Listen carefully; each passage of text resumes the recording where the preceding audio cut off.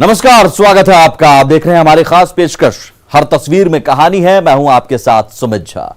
मधुबनी के ग्रामीणों की प्यास बुझाने के लिए बनाई गई टंकी से पानी के बजाय रेत निकल रहा है।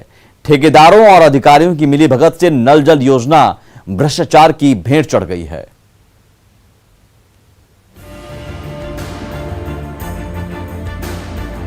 कहां तो इस टंकी से निकलने वाले पानी से जयनगर के ग्रामीण अपनी प्यास बुझाने की उम्मीद पाले हुए थे, कहां तो आज इस टंकी से बाल्टी के बाल्टी रेत और बालू निकल रहे हैं।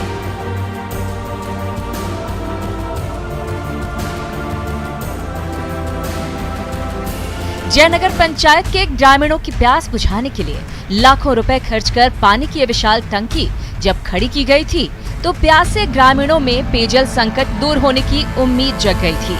लेकिन जयनगर के भ्रष्ट ठेकेदार और इंजीनियरों ने लूट खसोट कर इस योजना का ऐसा हाल कर दिया कि आज इस टंकी से पानी के बजाय बाल्टी भर भर कर बालू और रेत निकाला जा रहा है। तो जयनगर के ग्रामीण पानी की एक एक बूंद के लिए तरस रहे हैं। अभी जो है 1-1.5 महीना से सारा एकदम साफ पानी आ ही नहीं रहा है। एक बूंद पानी घर में नहीं आ रहा है, जिसके चलते त्राहिमाम है पानी के चलते। बहुत बुरा हाल है हम लोगों का। और सब कुछ दिन तो पानी ठीक मिला, इसके बाद अभी का जो पोजीशन है वो पानी के साथ साथ बालू भी आ रहा है। और बहुत हम लोगों ने प्रयास किया, लोगों को कहा भी, इसके जो बड़े पदाधिकारी है वहाँ तक भी हम लोगों ने इसकी खबर दी। नल जल योजना के तहत 34 लाख रुपए खर्च कर 5 महीने पहले ही ये जल मीनार खड़ी की गई थी, लेकिन लूट खसोट और भ्रष्टाचार ने इस योजना का दम निकाल कर रख दिया है। ऐसे में जयनगर पंचायत के अधिकारियों ने कड़ी कार्रवाई का आदेश दिया है। कहीं भी कोई भी समस्या आ रही है तो उनको 5 साल तक मेंटेनेंस करके भी देना है। तो संवेदक को बता दिया गया है और वो अपना जल्द से जल्द उसको ठीक करके पानी सप्लाई पुनः सुचारू रूप से करने लगेंगे। बिहार के प्यासे ग्रामीणों की प्यास बुझाने के लिए नल जल योजना का खाका खींचा गया था, लेकिन लूट खसोट और भ्रष्टाचार ने इस महत्वाकांक्षी योजना का बेड़ा गर्क कर दिया है। अमित रंजन, न्यूज़ 18 मधुबनी। पटना में पूर्व मध्य रेलवे के वेस्टेज प्लांट में सब्जी के छिलकों और कतरन से मीथेन गैस तैयार हो रही है, जिससे रेलवे की कैंटीन का चूल्हा दिन रात जल रहा है।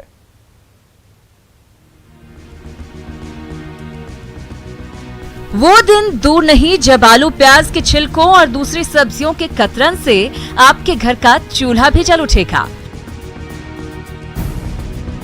ये सच कर दिखाया है मध्य पूर्व रेलवे के इस सॉलिड वेस्ट प्लांट ने। रेलवे के काबिल इंजीनियरों ने नई तकनीक की मदद से ऐसा हाईटेक प्लांट इजाद कर दिखाया है जिसमें सब्जियों के टुकड़े और छिलकों से मीथेन गैस का निर्माण किया जाता है और इसी मीथेन गैस से इन दिनों पूर्व मध्य रेलवे की कैंटीन का चूल्हा दिन रात जल रहा है। अभी जो हमारी क्षमता है ये 500 kg पर डे का जो है वेस्ट है उसको हम लोग एनर्जी में कन्वर्ट करते हैं और अगर गैस कम हुई तभी हम लोग एलपीजी का सप्लाई यूज करते हैं। जिस कचरे को बेकार समझकर फेंक दिया जाता था, वही कचरा इस मशीन के जरिए ऐसे ग्रीन गैस बना रहा है जिससे फिलहाल रेलवे की कैंटीन का चूल्हा दिन रात जल रहा है। रेलवे के होनहार इंजीनियरों की सूझबूझ से तैयार ये हाईटेक मशीन आम के आम गुठलियों के दाम जैसा कमाल दिखा रही है। वो दिन दूर नहीं जब इस तकनीक की मदद से हमारे और आपके घर का चूल्हा भी जल सकेगा। इस पर हम लोगों ने अभी तो फिलहाल प्लान नहीं किया है, मगर ये है कि फ्यूचर में अगर गैस ज्यादा बनता है तो हम लोग इसको भी एक्सप्लोर करेंगे और इस संभावना पर भी हम लोग विचार करेंगे। रेलवे की ये अनूठी खोज फिलहाल रेलवे का तो लाखों रुपया बचा ही रही है। जल्द ही इस मशीन की मदद से पटनावासी भी किफायती दर पर अपने घर का चूल्हा जला सकेंगे। अमित कुमार, न्यूज़ 18 पटना। गोड्डा के डीआरडीए कर्मचारियों की नौकरी पर खतरा मंडरा रहा है। केंद्र सरकार ने फंड देने से मना कर दिया है। ऐसे में सालों से नौकरी कर रहे कर्मचारी अपने भविष्य को लेकर चिंतित नजर आ रहे हैं। गोड्डा डीआरडीए की तकनीकी सहायक ज्योति कुमारी सरकारी फाइलों में डूबी हुई हैं, तो प्राइवेट ऑफिसर एडलिन हांसदा विकास योजनाओं का खाका तैयार करने में व्यस्त दिख रही हैं। गोड्डा के विकास भवन में चल रही DRDA दफ्तर में तैनात अधिकारी से लेकर कर्मचारी तक गांव-गांव के विकास से जुड़ी योजनाओं को रफ्तार देने में जुटे नजर आ रहे हैं। लेकिन केंद्र सरकार की ओर से DRDA को वित्तीय मदद रोकने के फैसले से इन सब की नौकरी खतरे में पड़ गई है। 40 के होने को या कोई यहाँ पे 33 साल से काम भी कर रहे हैं, 25 साल से काम कर रहे हैं, यहाँ से हम लोग कहाँ जाएंगे, क्या करेंगे? सरकार तो हमारे साथ खेल खेल रही है ना। अब हमारा एज नहीं है, हम लोग अब कहाँ जाएंगे? हम लोगों को किस तरह से अगर कहीं समायोजित किया जा सकता है नियम से, तो उस पर थोड़ा सा विचार करें तो ये हमारे लिए थोड़ा एक राहत देने वाला विचारों का निर्णय होगा। इतनी परेशानी होगी, मैं अपने परिवार में इकलौता मैं कमाने वाला हूँ, मेरे माँ बाप वृद्ध हैं और मेरे घर में कोई नहीं है, पूरी आर्थिक स्थिति चरमरा जाएगी, मेरे घर की पूरी आर्थिक स्थिति चरमरा जाएगी और मेरा कोई खास सैलरी भी नहीं है। साल 1999 में जब गरीबी उन्मूलन से जुड़ी योजनाओं को रफ्तार देने के लिए DRDA की नींव रखी गई, तो इसके लिए केंद्र को 60 और राज्य सरकार को 40% फंड देना था। लेकिन केंद्र सरकार ने अप्रैल महीने से DRDA की फंडिंग बंद करने का फैसला ले लिया है। ऐसे में DRDA के कर्मचारियों के भविष्य को लेकर सवाल उठने लगे हैं। DRDA में लगभग 20 या 21 आदमी जो है वो संविदा पर काम कर रहे हैं, तो क्या उनको मर्ज करने की भी पॉसिबिलिटी आ रही है क्या? नहीं, उसका सारा डिसीजन जो होगा वो गवर्नमेंट का होगा और जैसा डिसीजन होगा उसका हम सभी लोग अनुपालन करेंगे। केंद्र और राज्य सरकार की फंडिंग की बदौलत पिछले 22 साल से काम कर रहे DRDA ने गांव के विकास में अहम भूमिका निभाई, लेकिन आज वही DRDA सरकार की नजर में न सिर्फ अनुपयोगी हो गया है, बल्कि उसकी फंडिंग रोकने से वहां काम कर रहे अधिकारियों और कर्मचारियों के पैरों तले जमीन खिसक गई है। अजीत सिंह, न्यूज़ 18, गोड्डा। कटिहार के प्रेमी प्रेमिका आखिरकार एक दूजे के हो गए। 5 साल पुरानी उनकी लव स्टोरी ऐसे मोड़ पर पहुंची जहां उनकी जोड़ी बनाने के लिए समाज को आगे आना पड़ा।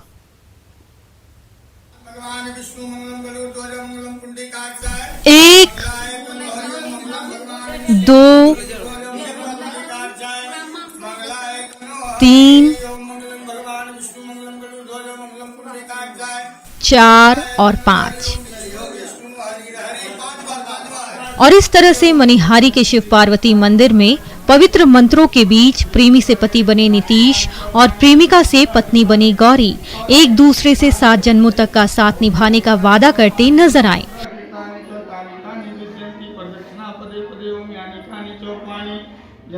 दोनों प्रेमी प्रेमिका एक दूसरे को पिछले 5 साल से दिलो जान से चाहते थे, लेकिन परिजनों की मनाही की वजह से अपने रिश्ते को अंजाम तक नहीं पहुंचा पा रहे थे। शायद होनी को कुछ और ही मंजूर था। तभी तो मैट्रिक एग्जाम दे रही प्रेमिका गौरी को जब प्रेमी नीतीश के साथ देखा गया तो पूरे शहर में हंगामा मच गया। आखिरकार समाज और दोनों परिवारों की रजामंदी से नीतीश और गौरी के प्यार की जीत हो गई। 5 साल से लव शादी हो गया,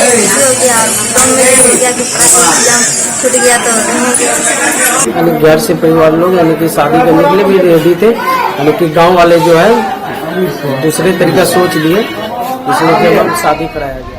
मनिहारी के सामाजिक कार्यकर्ताओं की सार्थक पहल और सच्चे प्यार का ही नतीजा था कि काफी हो हंगामे के बाद आखिरकार गौरी और नीतीश की जोड़ी प्रेम की अग्नि परीक्षा में पास हो सकी। आज जिस तरह से दहेज प्रथा हो रहा है देश में, लोग शादी नहीं करा सके अपने बाल बच्चों का, तो हमको ये बात खुशी है और हम लोग चाहते हैं कि ये दोनों पति पत्नी एक अच्छे तरीके से रहे और अपना इतिहास भी रचे कि आप लोगों का जोड़ी एक ऐतिहासिक जोड़ी हो। गौरी और नीतीश की ये प्रेम कहानी प्यार के दुश्मनों की आंखें तो खोलती ही है, साथ ही ये भी बताती है कि सच्ची लव स्टोरी का अंत सुखद भी हो सकता है। सुब्रत, न्यूज़ 18, कटिहार। धनबाद के मजदूर पिता कंचन मंडल किडनी की बीमारी से जूझ रहे बेटे अनिकेश की जिंदगी बचाने के लिए दिन रात संघर्ष कर रहे हैं, लेकिन उम्मीदों की डोर टूटती जा रही है।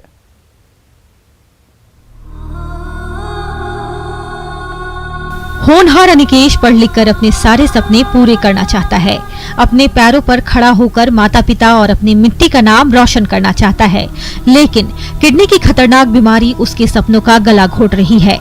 अपने जिगर के टुकड़े के सपने पूरे करने के लिए हाथ पांव मार रहे पिता कंचन मंडल हार मानने को तैयार नहीं है। वो हर दरवाजे पर दस्तक दे रहे हैं, बड़े बड़े अस्पतालों में इलाज करवा रहे हैं, बेटे को अपनी किडनी देने को भी तैयार हो गए हैं, लेकिन किडनी ट्रांसप्लांट पर खर्च होने वाले लाखों रुपए उनके पास नहीं है। 2,40,000 लग जाएगा ऑपरेशन में, करीब 1,20,000 लग जाएगा टेस्ट में, और उसके बाद आपको जो 4 महीना रहने के जो खर्चा है। बेटे अनिकेश की जान बचाने के लिए पिता कंचन मंडल तो संघर्ष कर ही रहे हैं। धनबाद के कई सामाजिक संगठन भी मदद के लिए आगे आए हैं, लेकिन इलाज के लिए जितनी बड़ी रकम चाहिए उसका जुगाड़ हो पाना मुश्किल हो रहा है। ऐसे में पिता कंचन मंडल ने अपने बेटे को नई जीवन देने के लिए आम लोगों से मदद की गुहार लगाई है। मेरा एकलौता लड़का है और मेरा कोई नहीं है। आप लोग से हाथ जोड़ के अनुरोध करते हैं, जिसका जैसे साध्य होगा हमको हेल्प कीजिए और मेरा लड़का को नया जिंदगी दीजिए। किडनी की बीमारी अनिकेश का पीछा नहीं छोड़ रही है, तो बेटे की जिंदगी के लिए पिता कंचन मंडल जी जान लगा रहे हैं, और जिस तरह से उनकी तरफ मदद के हाथ बढ़ते जा रहे हैं, ऐसे में उम्मीद की किरण खिलती जा रही है। संजय गुप्ता, न्यूज़ 18 धनबाद। कटिहार में बीएमपी कैंटीन की कमान खुद पुलिस वालों ने संभाल रखी है। यहां स्वादिष्ट समोसा और रस में डूबी जलेबी का जायका आप भी बेहद किफायती दर पर ले सकते हैं।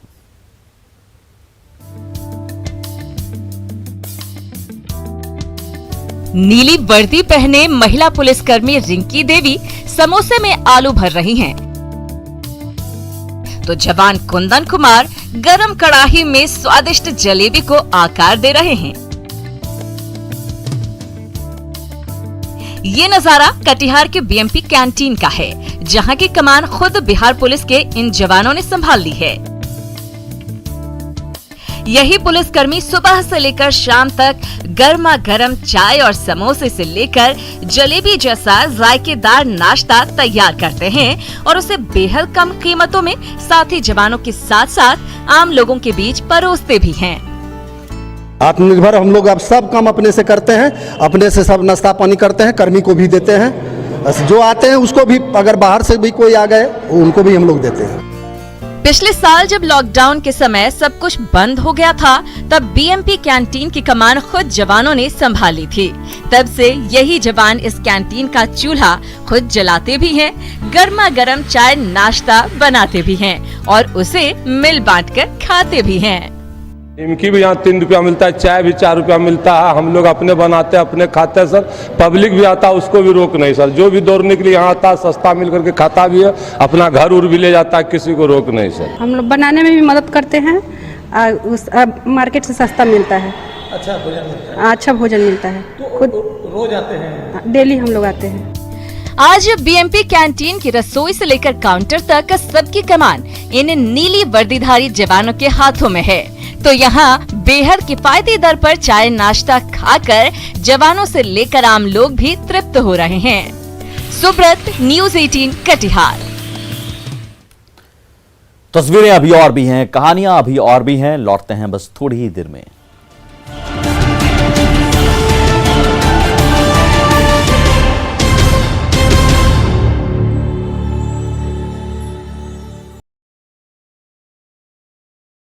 +1,200 reporters, 66.9 crore viewers. India's largest news network, News 18 Network.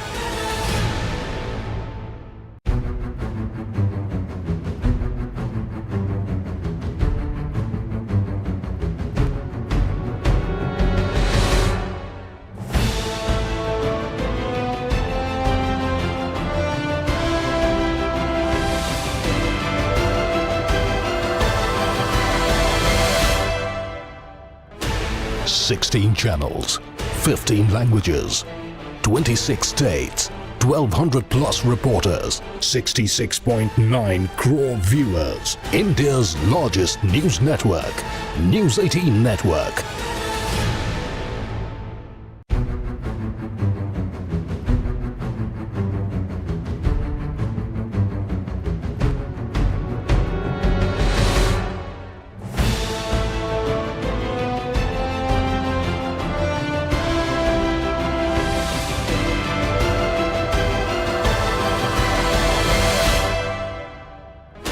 $16 channels, 15 languages, 26 states.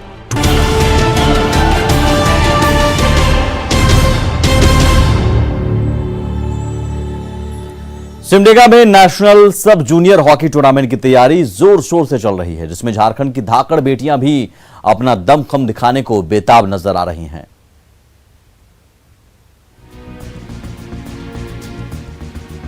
Simdega के इसी हरे भरे एस्ट्रोटर्फ ग्राउंड पर खेलकर झारखंड की कई बेटियां देश और दुनिया में अपनी मिट्टी का नाम रोशन कर चुकी हैं। वहीं हॉकी ग्राउंड एक बार फिर झारखंड की धाकड़ बेटियों की चहलकदमी से गुलजार नजर आ रहा है, जहां ये दमदार बेटियां हॉकी की दुनिया में एक बार फिर झारखंड का सिक्का जमाने के लिए दिन रात पसीना बहाती नजर आ रही हैं। देश को कई दमदार हॉकी खिलाड़ी दे चुके हॉकी की इसी खान में 10 मार्च से होने जा रहे नेशनल सब जूनियर महिला हॉकी टूर्नामेंट की तैयारी जोर शोर से चल रही है। 1966 ईस्वी में नोएल टोपो बहुत ही बढ़िया खिलाड़ी रहे हैं। उनके साथ साथ मसीद आसबा, वीरेंद्र लकड़ा, अनूप कुल्लू, अनेकों पुरुष खिलाड़ी भी हैं। उनके साथ साथ महिला खिलाड़ियों का तो सिमडेगा एक तरह से खान ही बोला जाएगा। सिमडेगा की मिट्टी में खाद पानी पाकर हॉकी की कई कोपलें ऐसी खिली कि उनका जलवा देश और दुनिया ने देखा।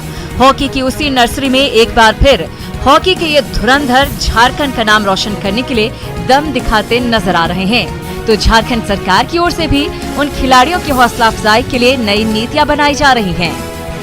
राज्य सरकार को इस पर ध्यान देनी चाहिए कि खिलाड़ी को रोजगार मिले, लेकिन अभी जो नीति बनी है उससे निश्चित रूप से खिलाड़ियों को नौकरी मिलेगी।